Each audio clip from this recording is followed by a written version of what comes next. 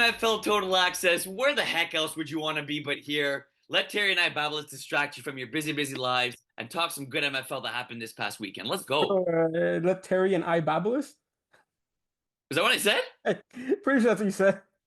Hey, but you know, it's a little late at night as we're recording this. But I'm a night owl, so no It's excuses there. pretty early compared to our average times of our first two seasons, I'd say. Well Bro. said. Like Very, that very was early. those episodes were early in the morning. Oh yeah, yeah. They were early. Um, yeah, before we start, just want to let everyone know, everyone should be nice to everyone. You don't know what people are going through, especially in the MFL. That's what it's all about. Just be nice. Treat disrespect with respect. I know it's hard at times, but whether you're a player, official, spectator, I just feel that people should be nice all the time. Um, I feel like Mother Teresa out here, but my little nice segment there. Um, Like, and if I so like it's I always say like it's not difficult to be nice, right? You don't like you say you don't have to be Mother Mother Teresa there and bend over backwards for people, but it's not not complicated to ask somebody how they're doing or just to be respectful. So yeah, I think that's a bare yeah, minimum. or just don't be mean. Like indirectly being, it's almost like being nice. Yeah, well said. I want to go over the comments we got left last episode. So Hmm. Shan with her Go Habs Go hashtag.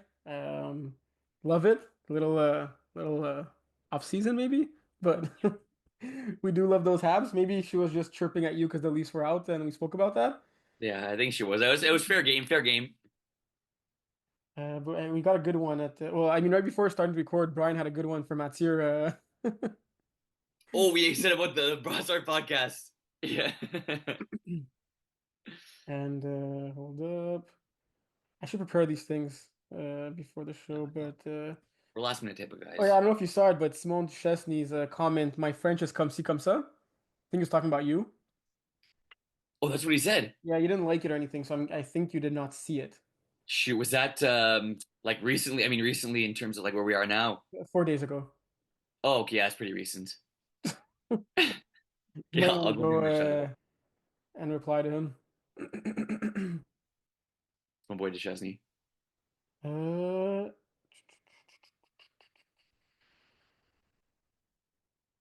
wait, we already spoke Good, about we all gotta Chris's stuff. keep the comments coming. They're we seem to have more and more every week. Yeah, seriously. Wait, last episode. This is the fourth episode, right? I think fourth, yeah.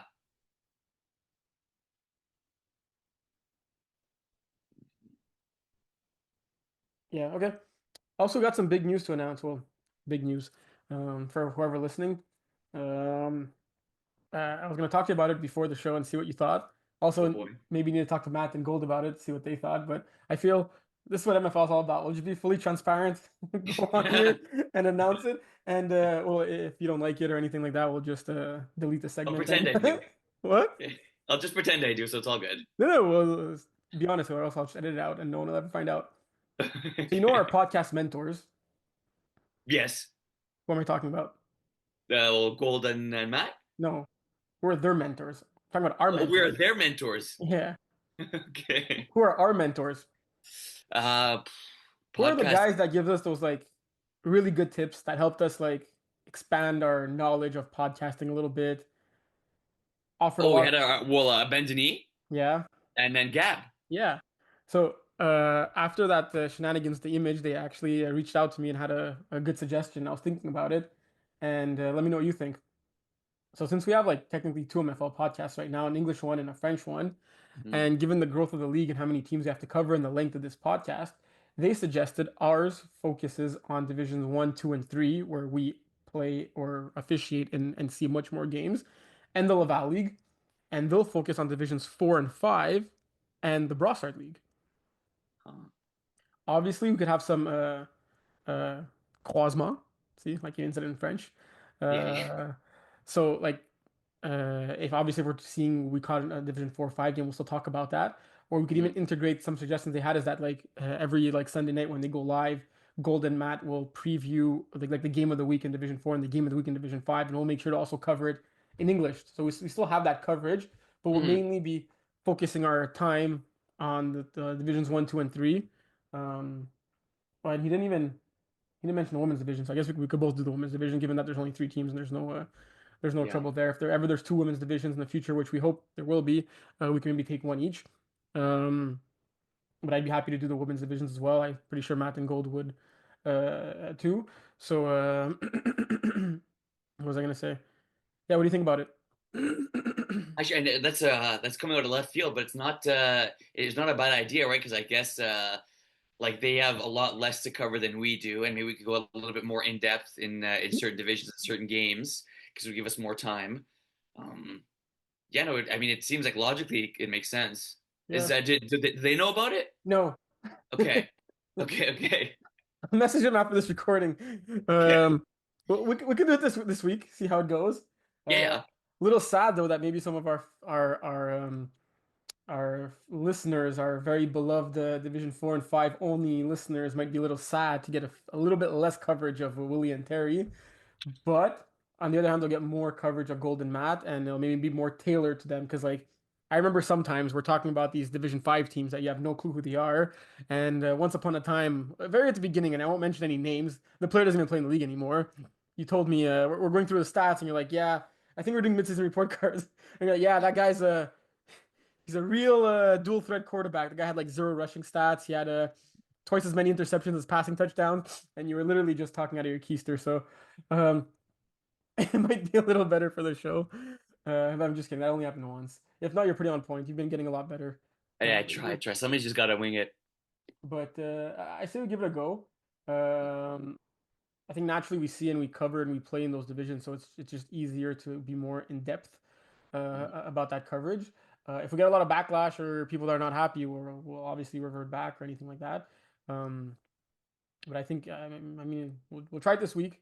We'll talk to Golden Matt about it after this episode, see what they think. But yeah, instead of just doing it, I felt it'd be not a bad idea to be open and upfront and have the discussion with everyone listening. That's a good question. See what the public thinks, and I guess today we'll do D4 and D5 just like in case. Yeah, yeah, yeah. But like, Okay, okay. yeah, yeah, Okay, that sounds good. yeah. All right, so we get started. Yeah, nothing more to say. We're not. No, is the first time we're at Arthur Terry this week, or we've had games there, eh? There have been games there since like the first week. Oh, yeah, so, okay. I think it's the first time you're playing there, Facts. and I think that's all for the messages. A lot of good comments on De La Vérendrye. Hopefully, it didn't die on us after that rain. Yeah, It didn't rain that hard, but it was raining consistently for like all day. yeah. You okay? There was no breaks. Right, he almost preferred like pours and then like stops for an hour and then pours again. But no, it was Yeah, consistent. He said, "Well, yeah. So what division you want to start with? let's go, women's." All right. So we had the game in the week in the women's division. Maybe a finals preview of Crazy Bees Drama Queens.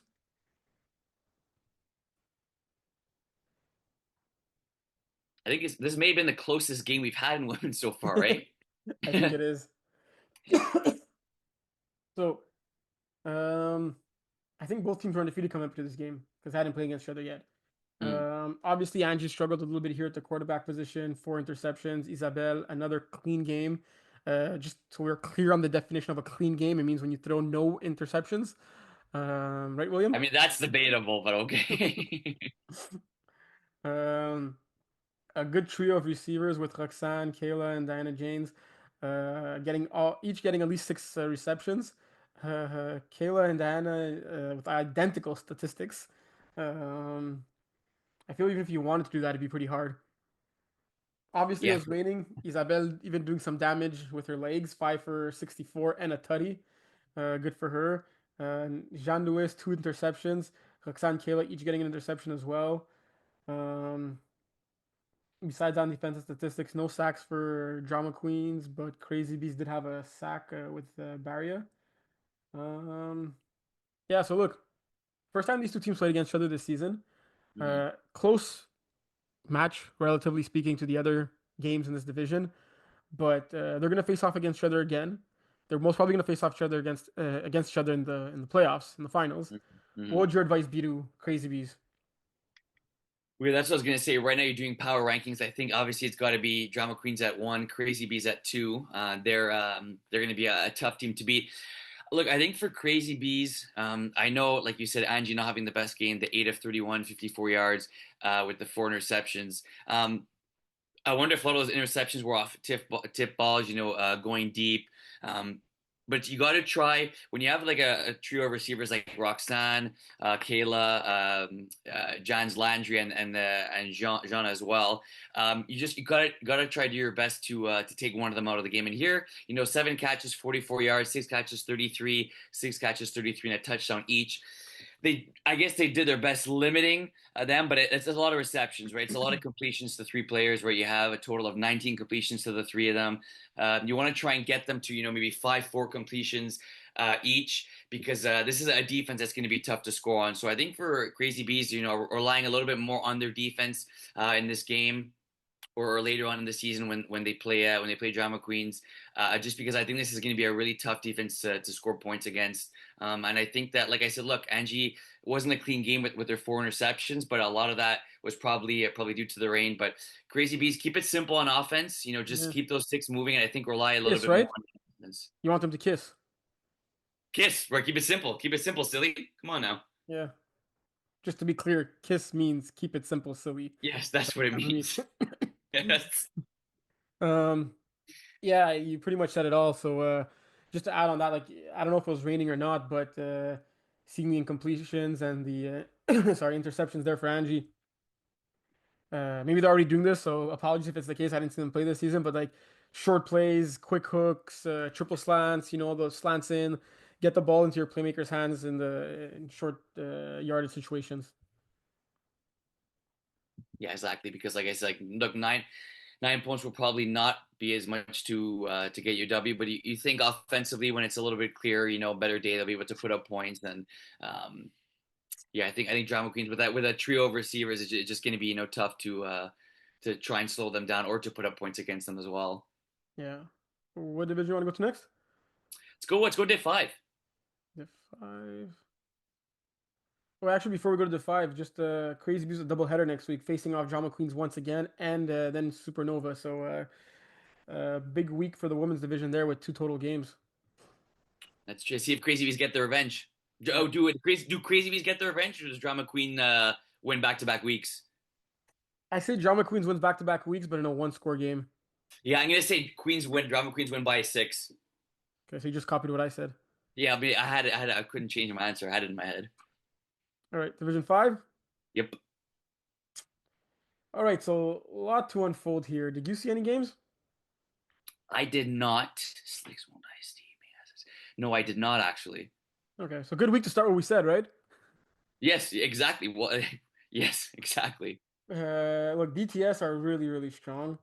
They faced off against an Orphans team who just scored 60 points and they shut them out. I think the Orphans were missing their quarterback though in this one. I hope I'm not wrong. Yeah, they were missing their quarterback who is Justin Brandt, who has lit it up pretty well this season so far and had Gerardo filling in. Obviously hard to fill in at the quarterback position if you never played it.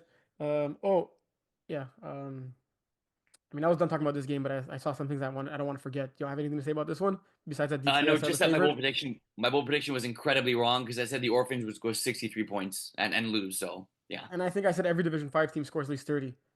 yeah. Let's we struck out on that one.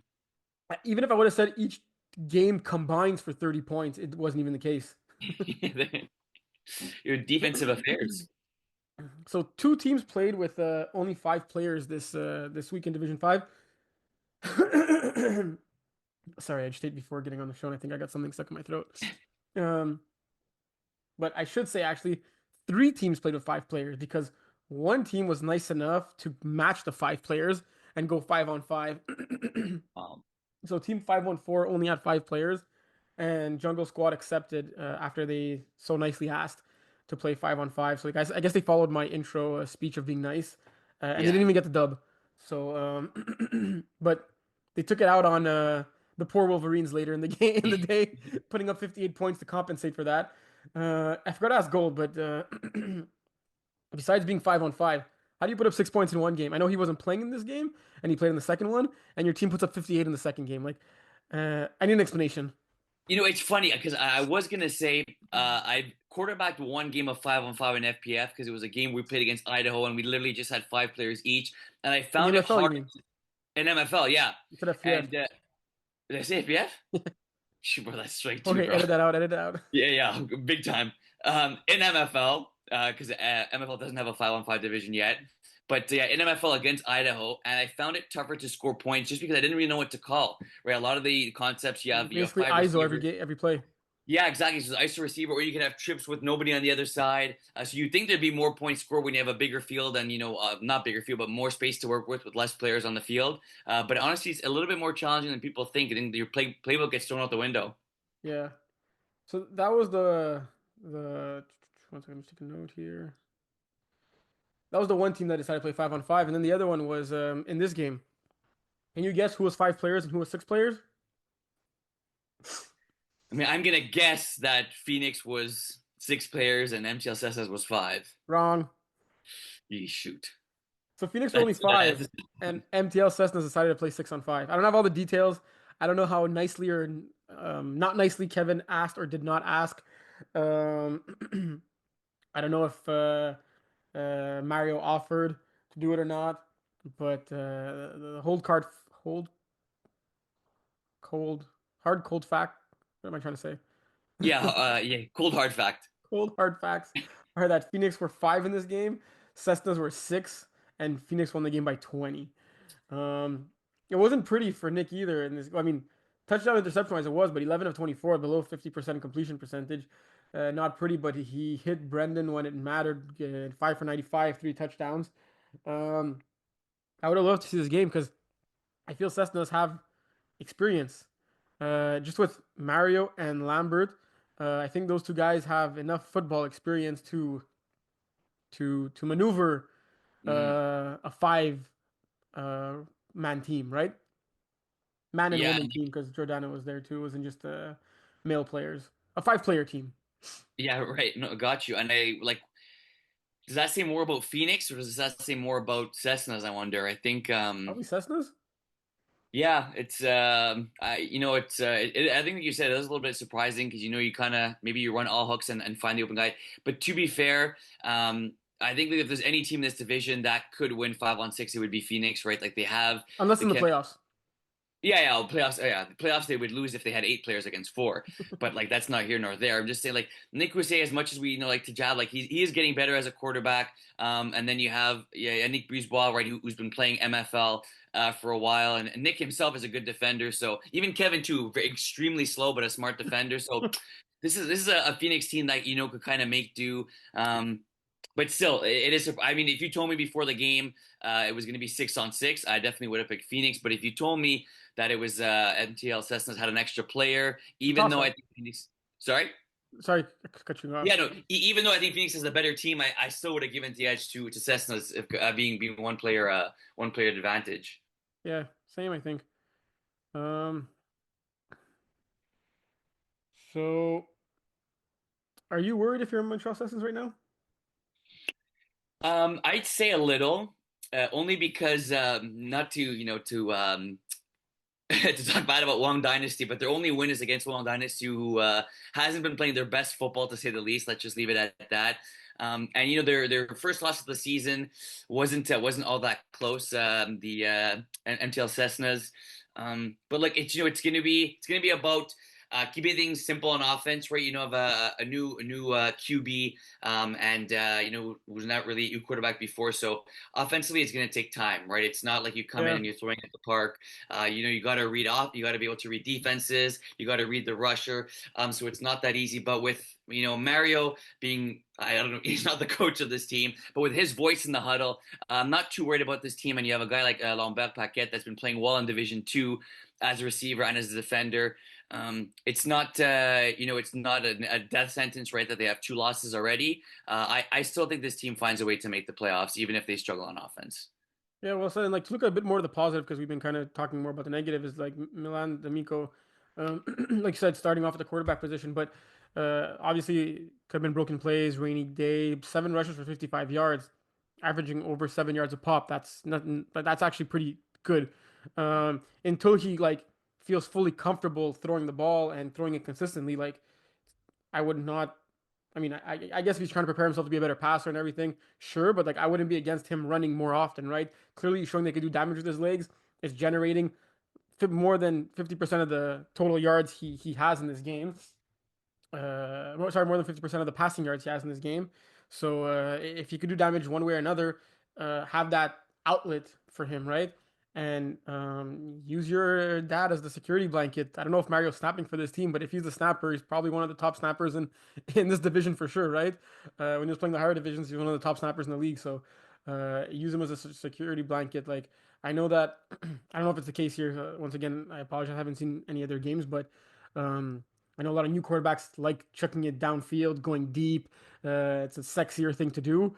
But a lot of the higher Division One teams, for example, it's all about driving the field, having those long possessions, and throwing those high percentage throws, right? So like that means getting the ball out quickly and getting it into your playmakers' hands, letting them do the rest.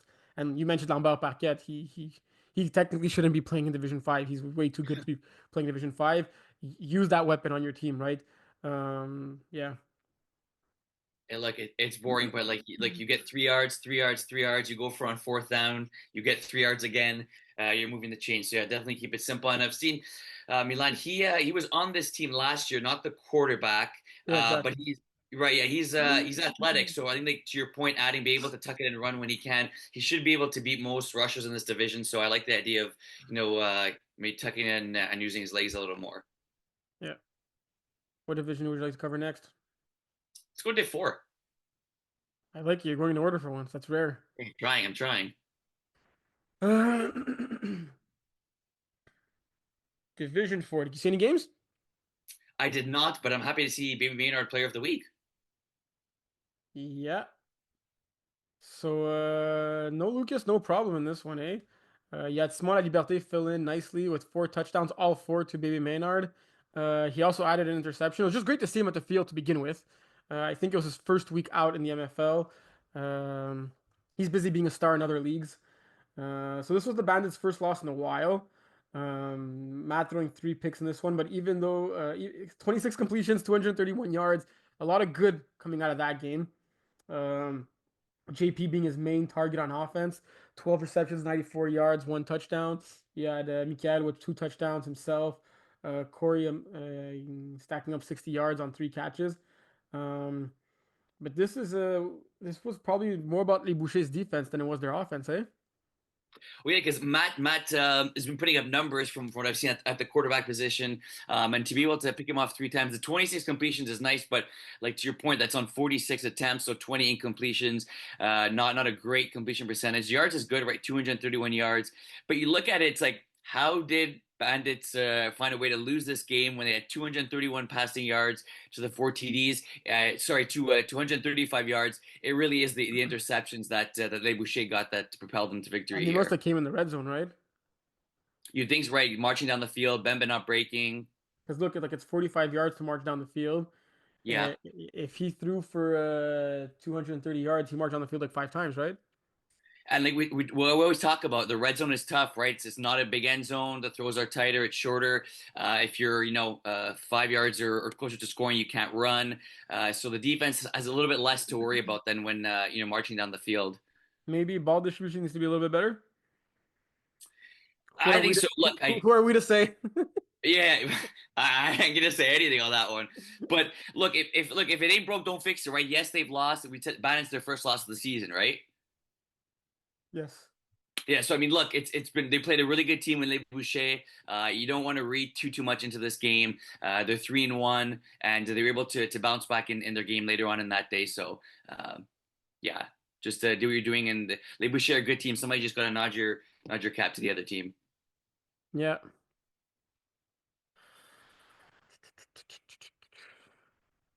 Anything else I that did. caught you? Sorry, I did see about 2 plays of underdogs, nothing but D. N nothing but D. Does that mean that they have no O? Technically, yes, they're 100% D and 0% O. Yeah, because they're Um, saying nothing but D and they're really showing it. But they didn't show right. much defense either. But yeah. Oh, it's it's funny. I have to say, like the in watching this game, what impressed me the most was yes, Quinton obviously playing quarterback for first time basically ever was underdogs defense. There really didn't seem much open for nothing but D. Alec throwing three interceptions. Wasn't from what I saw wasn't really well, at least one of them wasn't a bad throw. It was really defenders kind of baiting him at the quarterback position. And it's not easy to shut out a team, right? Especially in MFL, it's a long game. You have four downs, 10 yards. So I was really impressed with the underdogs defense. We talked about a quarterback change for them. Yes, Quinton seems like he's going to be QB1 now, and with his father just playing playing receiver and getting a touchdown too. But nothing but D struggled on offense, and a big credit to underdogs defense. Yeah, any tips for their offense? For nothing but D, again, you don't want to read too much into this game. I understand the idea of being able to march on the field. I think at times you do got to take a deep shot here and there just to keep defenses honest. When you march on the field, at times it can be predictable. So if it's there, take it. But maybe keep the defense honest. Take a deep shot, right? To take a 20-yard bomb. If it's incomplete, it's not the end of the world. It kind of loosens up things for the defense and just be able to kind of incorporate different types of plays. Yeah, well said. Uh, Next division. Let's go to three.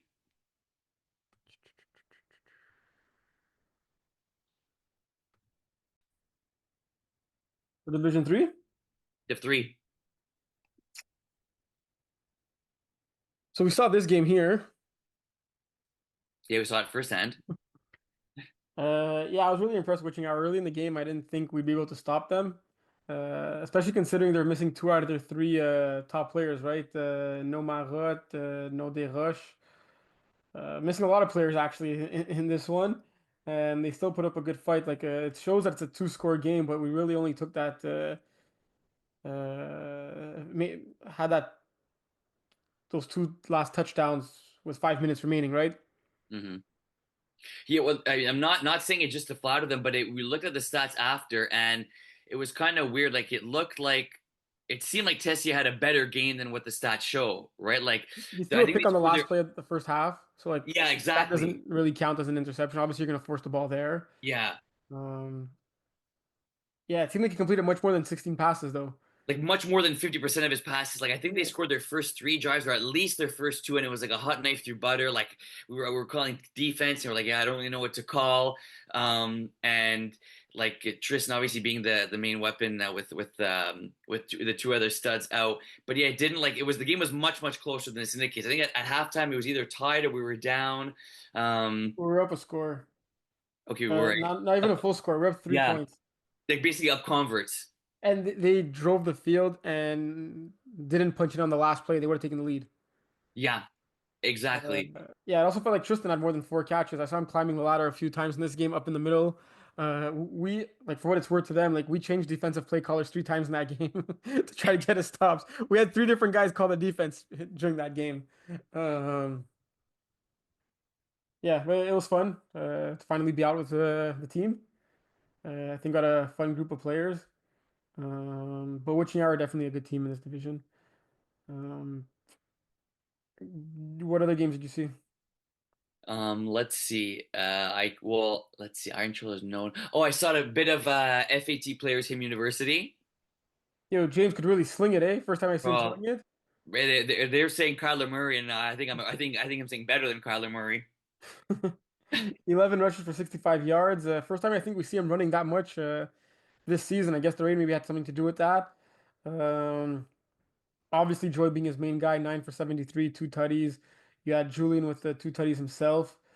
On the defensive side of the ball, Joy also getting a pick six. I think Joy was player of the week this week. Getting a pick six and a pick one as well. Cream getting another sack, leading the division there.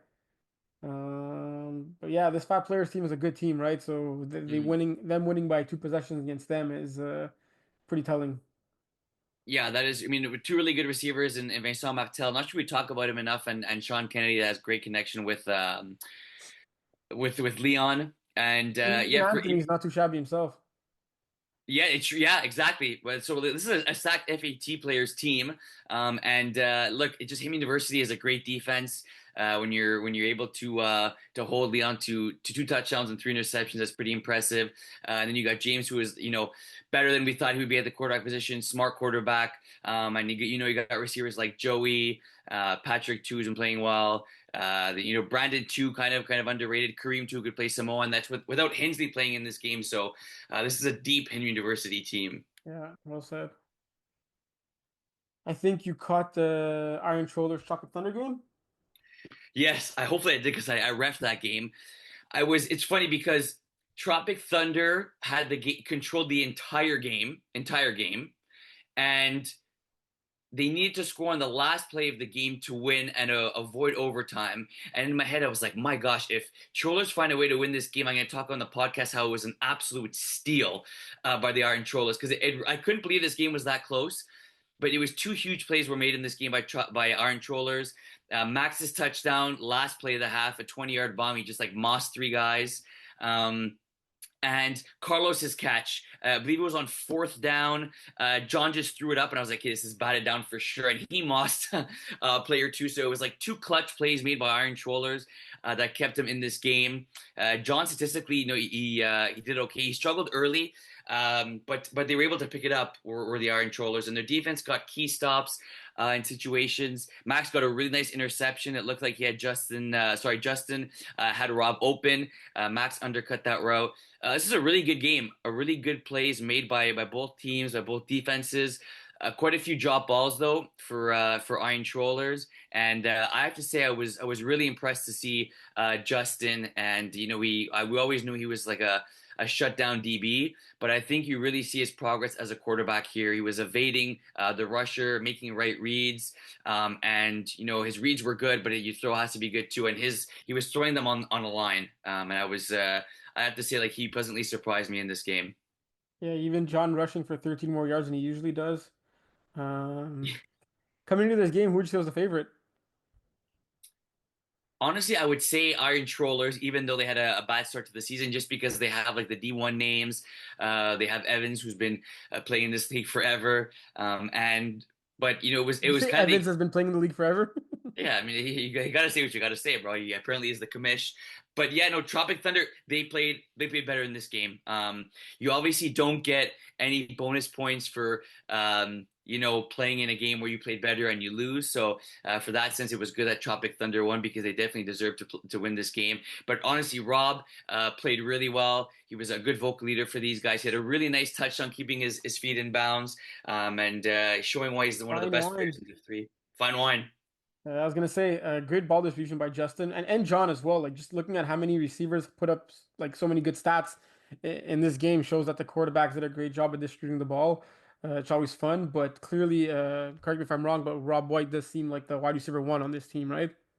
I think he is, and just like the catches he was making, it wasn't just like 5 yard hooks, right? He was like stretching the defenses, adjusting to the ball, and even though when times where Justin didn't connect, he was throwing to Rob. So I just think if you're playing Tropic Thunder, it's like you got to try and limit our boy Rob White to only a few catches and a few yards, but that's easier said than done. Any other games that you saw? Let's see, Howard, no, I didn't, but it was good to see our buddy Dave Dahu back. Yeah, yeah. Hog Riders scored as many points this game than they did all season. I heard the vibes were good. He was coaching them up. I heard that the players really appreciate having him there. So, look, he was looking for a team to quarterback, and they were looking for some help on both sides of the ball because we know Dave's also a defensive guru, right? Um, yeah, Fat Players getting the win here. But it was a much closer game than the score indicates, right? I think, yeah, with 15 minutes to go up until 5 minutes, it was literally a one-score game. And if you look at that with 2 minutes left, Dave breaking the record, right? A 720-yard touchdown pass to Not just Esteban. an MFL record, I'd like to know what a world record. Yeah, I wonder if Yeah. Esteban ran the field like 88 times or how Well, that worked. But to you be know fair, the first time I ever score kept, I added a zero here and there, and yeah, what's funny is that the stat will be corrected, so you'll see the correct stat here. The totals will work, but it's really iffy to correct the play-by-play and the scoring summary. So that'll go into MFL history. the number of people that texted me after the game to show me the screenshot as if like I don't know, like were they expecting it? Obviously, it was an error. Hey, it's Um, MFL, man. Strange things happen. yeah. So what division you want to go to next? Let's go. Let's go Div 2.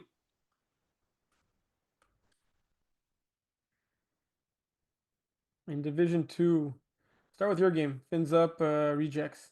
Second game of the day for Rejects. I saw them dismantle the Ducks 36-7. Look, the Ducks need some help. It's pretty obvious. Uh, they were on paper seem ready to make the jump, but they're missing that piece or two. We know that people came knocking at their door asking if they could join, and they prefer to go with their own, I was told, or they have anti-load management issues, meaning they want to play as much as possible and not sub off here or there. So look, it's their decision. Um, Obviously, we'll reassess the end of the season, but yeah, rejects did them no favors in that first game, and then coming into the second game, surprising to see a low-scoring game. I was expecting more points. The only thing I could, well, not only thing, but the first thing that comes to mind is just a weird game. The weather was weird. It was raining, and then near the second half, it started pouring. And it was just kind of one of those games where you don't read too much into it. Impressive that Dobbs had that many more passing yards than Dad in this game. But Rejects defense was pretty good. Steve threw two interceptions. One of them, I believe, was in the red zone, and yeah, but Giovanni got a pick in the red zone. So we were able to march the ball down the field for the most part, but their defense, bent but didn't break. Leo is, I think he may break the record for catches in the season, right? He had 8 in this game. I think he had something like 17 in their first game, just being, sure-handed and reliable. I don't think we were able to see the best of Rejects in this game. A lot What, having to do. 44 catches in 5 games? Honestly, I thought it was more. That's almost 9 a game. Yeah, Yeah, this was below average. yeah, that was definitely below average. And Carl Martel being a good receiver and playing Div 1 too. I think it was both teams had some drops in this game. I don't think it was the best game for either team. I think for us on Fins Up, we're gonna need to definitely put up a few more points. I think defensively we did make it tough on Dobbs, to make throws, and Rusher was there at times, but I'd say it was a tad bit closer than the game indicates, and this could definitely be a playoff matchup. Yeah, and Giovanni and Eric getting the picks there are definitely ballers. Ben Denis with the sack. Was Ben Denis rushing full time, or you guys? Because like half your roster could rush in this team. Ben was rushing, then no, actually, our boy Rob White started rushing, then Ben rushed, Remy rushed a little bit. Okay, nice. Yep. And Ben even leading the way with 57 yards on 5 catches, getting a 2-point convert as well. 2 touchdowns for yourself. Pretty touchdown-filled day for you this past Saturday in the rain, eh? It's Hey, look, it was a 2-0 day for me. I'll take it. Some days haven't been all that great for me, so you got to take the wins when you get them. much easier to go undefeated when Wolves aren't playing, right? Right? Yeah. Oh, those are fighting words, bro. I'm kidding. You guys are the defending champs and taking jabs. Um, yeah, like the stat that came out to me was that Steve threw 2 picks and Dobbs protected the ball pretty well. Obviously, I'm assuming there were quite a few turnover on downs in this game by rejects parts, right? For them to only have scored 14 points in spite of that. But glad to know the game was closer than it seemed because there were a few blowouts this past week. Um, I think I didn't see much of this game because they're playing at the same time as us, but it looked like Raw Sauce had the lead. I went to go check, and they did have the game taken away from them, right? They were up 21-14 at half, scoring on the last play of the game and getting the 1-point convert. So good on them there. But then I guess they didn't drink their beers at halftime. They saved until after the game, right? And they drank too many after the game because we found a few broken bottles at the field later in the day, right? So I maybe get cans next time or just try not to break those bottles. Um, Doesn't seem like them though. It's weird. They probably just forgot it because they're not the type. Yeah, and then it was all nice TDs in the second half, right? Doing most of their damage there. But look, Rossa showed they could compete, and they showed they could have the lead for a good portion of the game. It's just about maybe finishing it and not throwing pick sixes. Um, yeah, did you see any of the other games? The average OCIA? I saw bits and pieces of it because I was there was something I was doing at the same time. I think I was reffing, so obviously when I wasn't reffing at halftime, and I watched a bit of this game, and again, it just seemed like Jason was getting everything he wanted in this game. He 225 yards, yes, the one pick, but 6 touchdowns. Honestly, I was surprised to see CIA struggle to put up points. You know, putting Jason at quarterback and having our boy Saplitsky play receiver, I think is the right way to go. But I don't know what's more surprising: the fact that Jason only threw 1 touchdown, the fact that Saplitsky only had 1 catch for Yeah. 3 yards. I think it just goes to show, how dominant Average Joe's is. And if you look at the roster from top to bottom, you have anyone that could play defense for them, anyone that could drop on safety, and then Yeah. we have Jason playing as well as he's playing. They're going to be tough to beat. Yeah, like look, I'm not really surprised at CI's Fusion's defense, even though in Division Three they had a very unassuming and impressive defense. Like it was crazy how they were shutting out teams. Rob spoke to me how they shut out Tropic Thunder last year in Division Three, 35-0. And obviously they have Alex and they have a lot of great players, but they don't have like a Division One star or two that like other teams have. So it was really like a team effort from them. But I am surprised of how poorly their offense has been playing because I do expect more out of them, whether it's Jason at quarterback or Alex at quarterback. I think both of them are capable to score multiple touchdowns in Division Two, right? Maybe not score 43 points on a consistent base like Average Joe's did, but they should be putting up more than 6 points regardless. Yeah, I mean this roster. I mean, you look at top to bottom. From the receivers that they have, they should be putting up at least 4 touchdowns a game, especially with Jason at QB. So yeah, it was surprising. Division One, Let's go. you want to start? You saw this game, right? Unit Outlaws. A score kept this game. Uh, this was a really good game. So we'll get it out of the way. We'll start off with the controversy. Oh, shout out to Manu for posting. I know you texted him individually, but shout out for Manu posting that last play of the game and seeing what the community thought. Let's get more of that, right? Just posting Yeah, plays, yeah. Not necessarily for asking Manu, like my man yeah, Manu, like anybody, yeah, yeah, asking if it was PI, not PI, or showing a sick catch someone made, or filming the last play of the game. All got that a lot of stuff is good. comments. Yeah, exactly. And because yeah, Tier and I aren't everywhere, and so we can't really get all the games. So whenever you're able to do it for our listeners on the show, be able to do that. So last play of the game, there was a PI called. Nick threw the flag calling PI.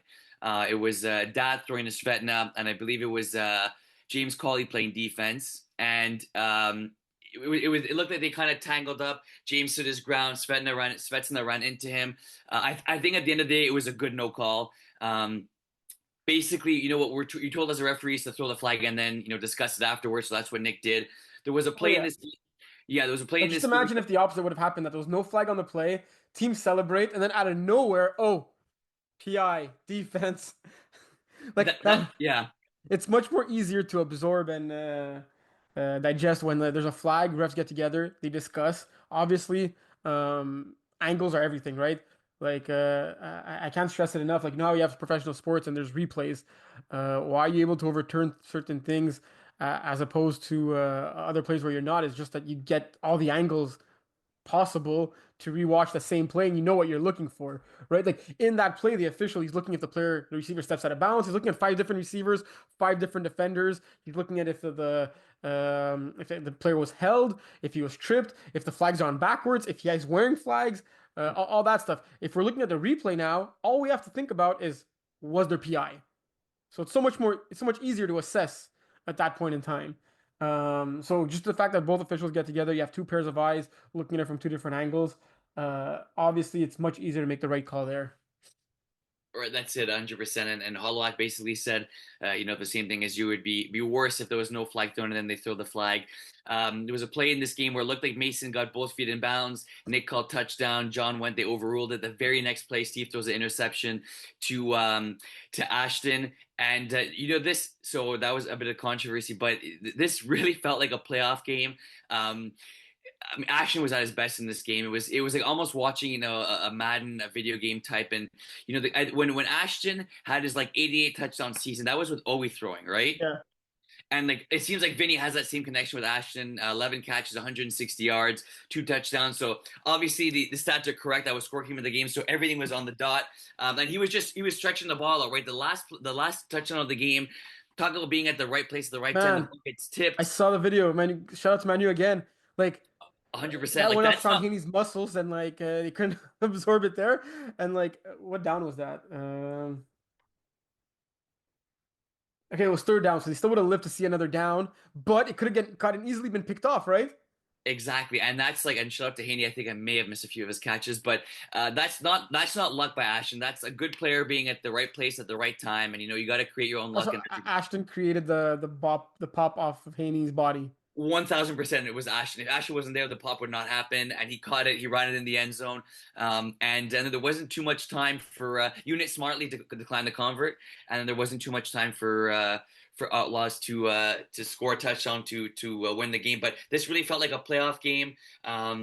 Plays made on both defenses that were huge. Svetna was big in this game, especially with Marvin not being there.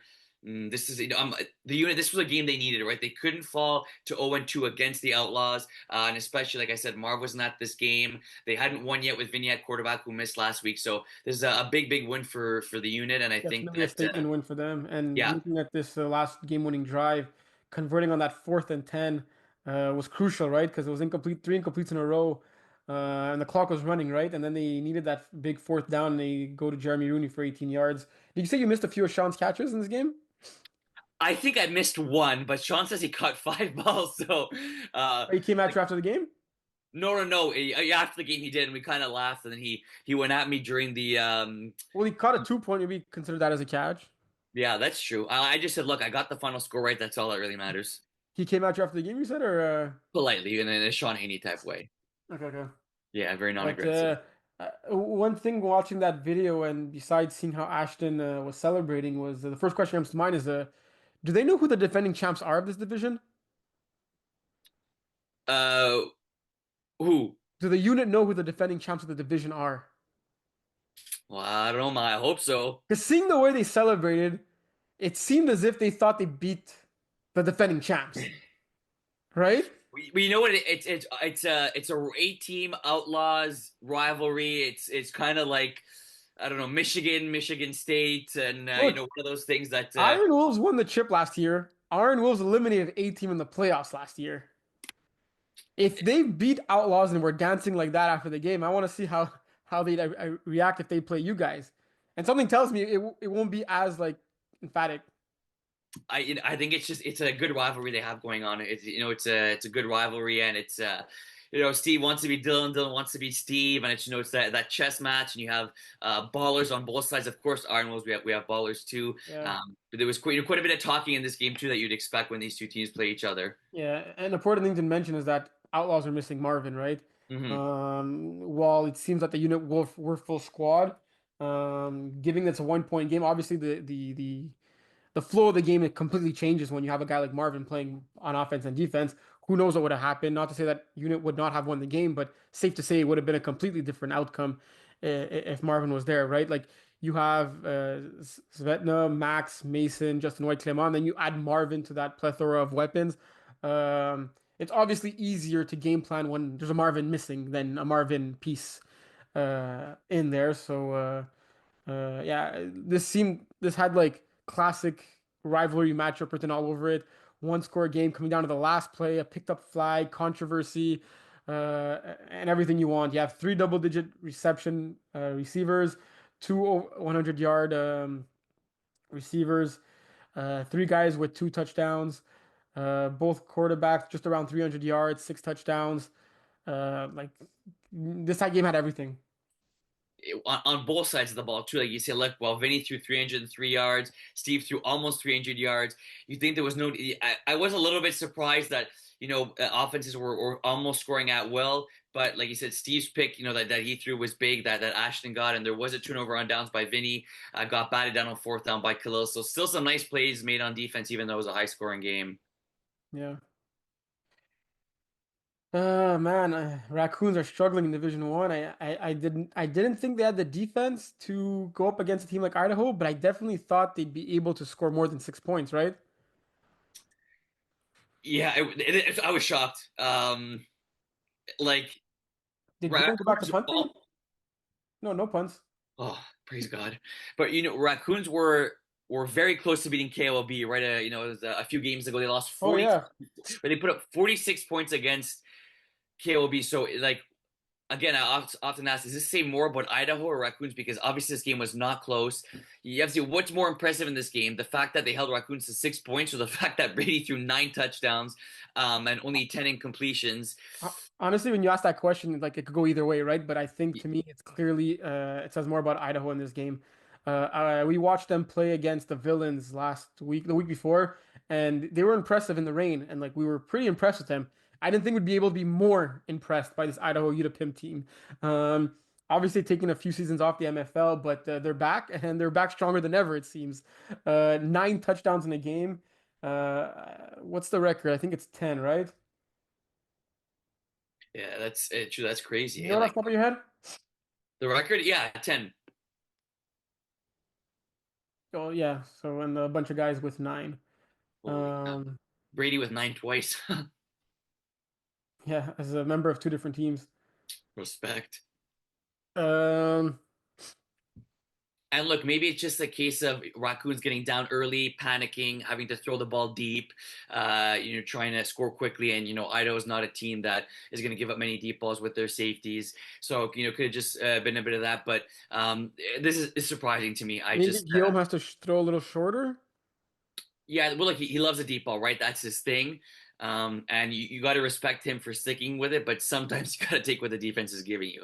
And it looks like he just didn't in this game. Yeah, it was tough to choose between Brady and Jerome as player of the week because Jerome's 6 catches, 4 of them being touchdowns. So like every 67% of the time he touches the ball, it's a touchdown, over 100 yards, and getting a 2-point convert just for good measure, you know. Classic game. Good to see him back and healthy Mhm. in the MFL.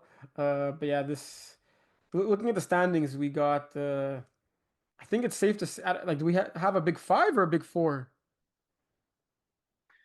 Well, K. That's the thing I was gonna say. Well, K will be like, do I? They look. They're 4-0. They have played the three teams at the bottom where they're 4 victories, but you can only play who's on your schedule. Right now, you're doing power rankings. Do you have KLB at 1? I think I have KLB at 1, but Idaho are like right up their ass. Only because like I'm gonna contradict myself because if like they're not playing against her the next week, but if they're playing against her the next week, I think Idaho are slightly favorites. But I think you have to also um, reward KLB for the 4-0 start they've had. Like you said, you can only play whoever's on your schedule. 176 points through 4 games, 92 points against. They're sitting at 4-0. Idaho could very well be 4-0. If Idaho beat Iron Wolves this week and KLB lose to Outlaws, Idaho are for sure number 1 in the power rankings. So, but at this point, I think you got to actually reward KLB for the season they've had up until this point. But I think all 5 teams and are very, very dangerous. Like I know Idaho is like a huge matchup this Saturday, right? Like if you guys Mhm. drop to 1 and 2, Rançon beat Villains. They swap spots with you and they're in the playoffs. So you guys are outside looking in. I know it's very early in the season, having only gonna have played 3 games, but this Idaho team seems very unstoppable at the moment. It's tougher to predict or kind of to say if they're better on offense or defense. They're giving up in 2 games, giving up an average of 9 points per game. Um, but if it's a top four, who's the team that's not in the top four? Arnold's. Huh, I see how it is. Okay, I'll got that in the back of my mind. Yeah, we'll But talk after. We'll talk after your 9 a.m. game. yeah, it's true. Well said. And that's an early game, so I don't know if we put too much into that. But yes, like just to add on what you said, Idaho crushing it on both sides of the ball. Look at that point differential in 2 games. Yeah. Well, sorry, to answer the question before we move on to MFL Laval, who do you got as number 1 in the power rankings? I think it has to be KOB. I know it's college football is a lot about strength of schedule, this, that, the other thing, but you can only play who's on your schedule, and 3 of their 4 victories have been very impressive. Yeah. Which one was the Not non-impressive? that it wasn't impressive, but the one where they beat Raccoons by 1, the fact that they gave up 46 points was Yeah. a little bit concerning, but they've won 3 of the 4 games very convincingly. So MFL Laval here. I caught most of this game here. Diego doing Diego things. It was not a close game at all. Even though Bellows and Business have quite a few athletes, I was surprised to see how much of a one-sided game it was. I guess they were trying out a few different players at quarterback. They did make a few nice plays, but it seemed like they should have scored much more points in this game. We had the finals rematch of, well, then Dynasty, now Cougars against Les Vilains. Close game, low-scoring game. Um, Jeremy doing what Jeremy does, distributing the ball pretty well. Main target being a snapper, Jeremy Ertz. Um, Yeah, the defending MFL Laval champions starting out 1-0. And it was good to see Tornade with their full roster because they kind of got tornadoed out of the field last week with a bunch of subs there. But they did give Cougars a good run for their money in this one, bringing it to a one-score game late in the game. Um, yeah, and also I want to shout out the Cheetahs who after getting scored 70 points on them in week one, had a good showing against the Bandinos, who are a dangerous team in this division. I think their quarterback Adrian's learning a lot. Only throwing one pick in this game, has to learn how to get sacked a little bit less. He always tries to beat the rusher. He's Mm. elusive, he's shifty, but he always tries to beat the rusher and take off. Yeah, looking at the standings now, les pousseurs de ballon with averaging over 50 points a game, putting another 50 burger on this weekend. Two teams have not yet played. They're making their debut this upcoming Sunday, so it'll be interesting to see. That's that's crazy. I mean, it's tough to say a Laval record because it's not only the second season of Laval, but we got to talk about whatever the first team is, list something something something, putting up 169 points in their first three games. Like how many points are on pace to get? That could be a record, even if you're talking Montreal, like Yeah, scoring 71, 48, 50. I'd be curious to see what the record is with Montreal, Brossard, and Laval and everything combined. But like this would be on pace to smash the record, I would assume. I assume so also. 36 points a game. Talked about tuners before. Shout out to Mike Jazz, who's fixing my ball, Oh yeah, my football, that is. mine too. The best And ball I played was my life. Like yeah, seriously. yeah, If yeah, you have balls, give them to Mike Jazz. He knows what to do with them. yeah. Football. We're talking about footballs here, so thanks for Yeah. that. And big, Honestly, I'm sure you could fix a soccer ball, a baseball, a golf ball, any ball. Like, yeah, 100%. And big stuff by Villains. Defending champs like you talked about. They just have more weapons than I think defenses can handle. bold predictions? Let's go. Okay, you're gonna choose both this week. Okay. You okay Uh, with that? I'll go Division Two. You go Division Okay, Three. okay, fair. Okay. So CIA. Uh, Okay, that's enough talking about CIA. yeah. So CIA lost 43-6 last week, and they're playing double dippers this week. They're gonna double dip on them and score twice the amount of points that they score. So okay, so they're gonna double up double dippers. Yeah, I have a 40-20 score line in mind, but it could very well be like 26-13 also. Damn, I like it. And who's quarterback CIA? They stick with Jason. They split. Okay, That's why they double dip. Like they each do their thing, you know? I like it. College type stuff. If they both line up in the backfield, that'd be sick. Where you got that the RPO down the floor. Yo, Um, I'm doing Div 3. yeah.